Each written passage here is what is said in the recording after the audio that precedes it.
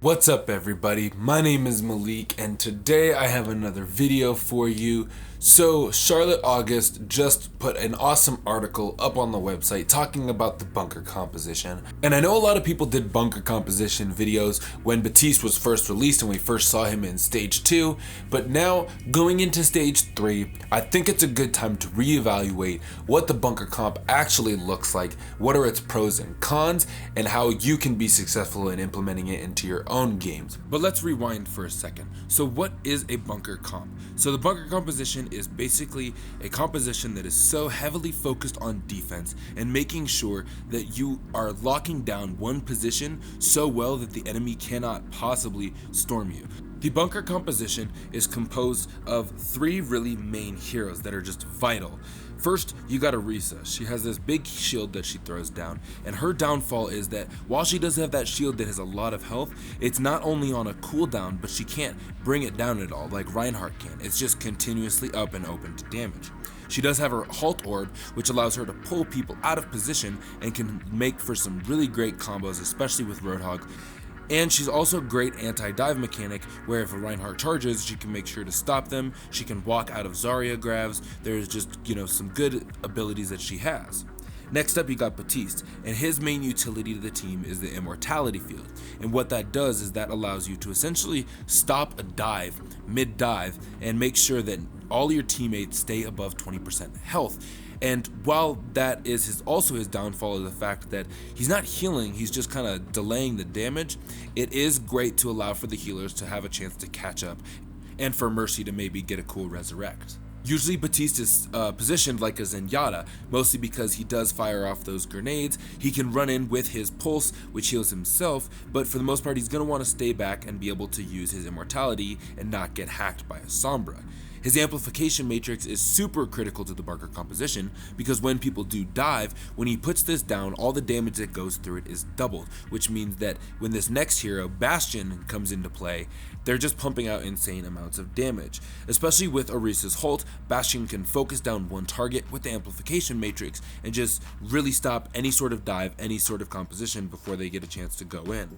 The whole downside, though, to this bunker composition, and especially with these 3 heroes, is Sombra's hack almost cancels out all of their abilities and makes them useless in sitting ducks. And if they do get caught with this, if the Batiste isn't careful and he does get caught with the hack or with the Sombra EMP, then the whole team is kind of, SOL. The other 2 heroes that play really well with the bunker comp are Mercy and Pharah, and now these 2 have a very special position, and we talked about off tanks earlier, but these 2, the Pharah's job is to make sure that she is focusing and picking away at the healers, just making the healers not be able to get in position and help their team dive, because what that does is that transitions all the team's resources from diving the bunker to having to make sure that their healer is okay. And what Mercy does is she can, attack boost the Pharah and heal her if need be, but she can also move back and forth between the bunker comp and, resurrect teammates if need be. So really this synergy of them playing together works really well. And you can throw in a Diva or a Roadhog or any other really tank to kind of complement this whole composition. Or if you're Clockwork Vendetta, you just put in a Mei. But let's talk about the other side of things. Let's talk about how you break up this bunker composition. Now, I for one never thought I would see myself saying this, but Hanzo is not a bad pick. He's really great at breaking up that shield, especially with his Storm Arrow, but with a Dragon Strike placed perfectly, he can wipe out the whole team or just make them have to relocate and scatter them, which will allow you to have an opening.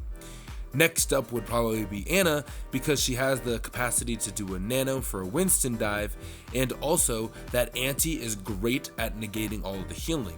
So let's say that you dive and Batiste does throw down his immortality field. Well, while he keeps his team at 20% health at least, you throw in that anti and he can't get them up to top health, which means that they're still at that 20% health and they're easier to take down once that immortality field is taken down or wears off. And lastly, another great pick going into the bunker comp is Sombra.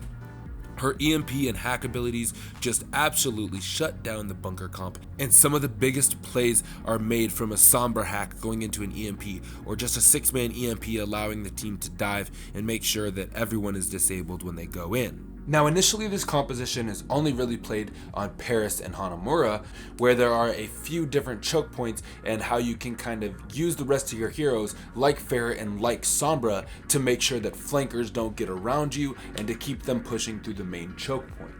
Now the main function of the Orisa is to place her barrier in a way that it's not susceptible to spam and poke damage from a Pharah or Hanzo, which are common counters to this, and you also want to make sure that if you do get dived, you have an escape plan that allows you to reset up quickly and not get too scattered. It also want to be somewhere where your flanks are able to be watched. Now, when you set up your shield, you're going to want to make sure that your Bastion is going to have a good line of sight on the enemy, since that's going to be what mows them down and keeps them from pushing in. As you can see on Hanamura, setting up on that high ledge allows them to look at the point directly, and the Bastion has a great line of sight, but it's going to be really hard for them to do spam damage because realistically they can only come from this small corridor that I highlighted. Another key to making this work is being able to rotate quickly, because if someone does go down or you get dived and you need to relocate to a new position, being able to do that quickly and efficiently without anyone getting caught out, it's crucial.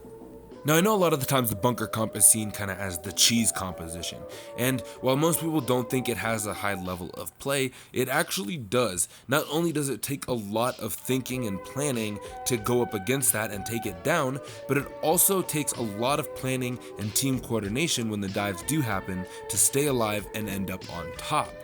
You can see how a lot of the teams, like when the Dallas Fuel went up against the Toronto Defiant, that match on Paris was absolutely amazing, and watching how the two teams went up against each other, both running bunker, was just intriguing to watch and generally made bunker comp have some variety and a strong point back in the Overwatch League competitive meta. I for one am looking forward to some bunker composition if it means we get to see some DPS and some different things coming out on attack. Everyone's getting tired of goats and I think it will be going away soon. If not, people are still going to change it up. Chengdu Hunters are still going to play their DPS. We should see a lot of shakeups. Shout out to Houston Outlaws for just beating San Francisco Shock. That was a huge upset, and let me know what you guys think in the comments and I will talk to you guys later. Bye.